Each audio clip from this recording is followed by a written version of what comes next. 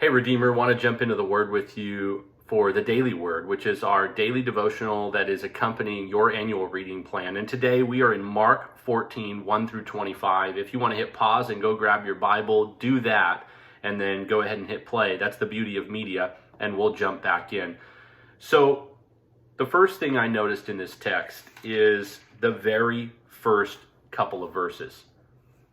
It was now 2 days before the Passover and the Feast of the Unleavened Bread, and the chief priests and scribes are seeking how to arrest by stealth him and kill him. They're looking to get Jesus. This is leading up to Passion, the Passion moment, the cross, and here are these priests who can't stand Jesus. It's very obvious right away. Mark wants you to know that that is happening. And then he does something so interesting. He transitions to this moment at Bethany. In the house of Simon the leper, Jesus is reclining at the table, and here comes a woman, scholars, many of them believing this is Mary Magdalene, breaks open her alabaster flask of ointment, pours it over his head. This is very costly. This is one of the most expensive instances of worship you're going to find in the Gospels. It could have been sold for 300 denarii and given to the poor, someone barks and scolds. Jesus says, "Leave her alone. Why do you trouble her? She has done a beautiful thing to me." What a word for Christ to use. You'll always have the poor with you, and whenever you want, you can do good to them, but you will not always have me. She has done what she could.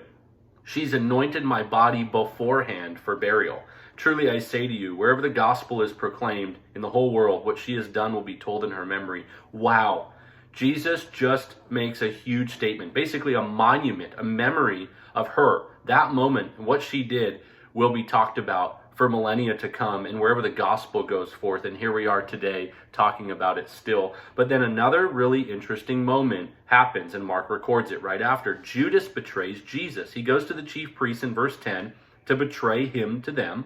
And when they hear it, they're excited. So they offer him money. It's exactly what they were hoping for, the chance to get Jesus.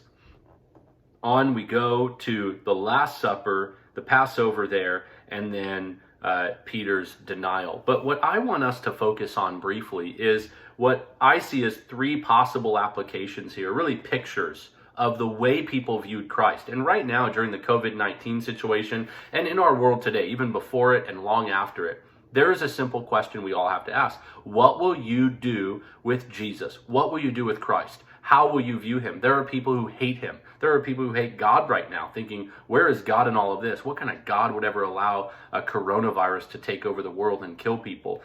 There are those like Judas who, hey, they'll follow some Jesus. They'll get them some Jesus. But if they can make a little more money, or if they can capitalize on Jesus, or really if they could get what they truly want, they'll sell out on Jesus. They'll move on. But then there's this beautiful picture that is painted through the woman's act of worship.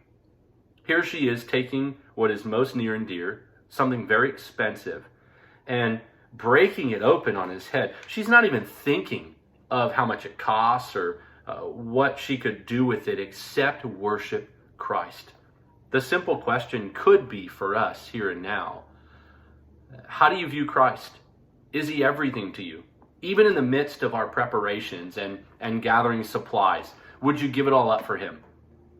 In the midst of the panic and the anxiety that you might feel, is he still your ultimate peace? What will you do with Jesus? How do you view him?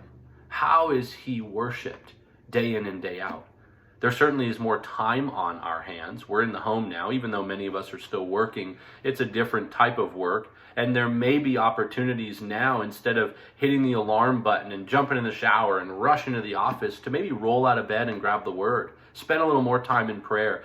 Be with Christ and devote yourself to him. So my encouragement, my challenge, even from this text, is don't be like the chief priests and scribes who are just bitter. Don't let your heart grow cold towards Christ. Don't be like Judas and sell out either. Be like the woman who poured herself out before the Lord, who knew, if I have Jesus here in this moment, I have all I need. What will you do with Jesus? How will you worship him? Church, this text leading up to the cross teaches us one simple thing. Jesus is it. He's it. Come heaven, hell, or high water, come the end of the world, or all this gone in a few just short weeks. Listen, Jesus is it. Everything will come and go, not him. So give him your whole heart today, your whole mind, every anxiety, every worry, every fear, and most importantly, all your love. Give him all your love.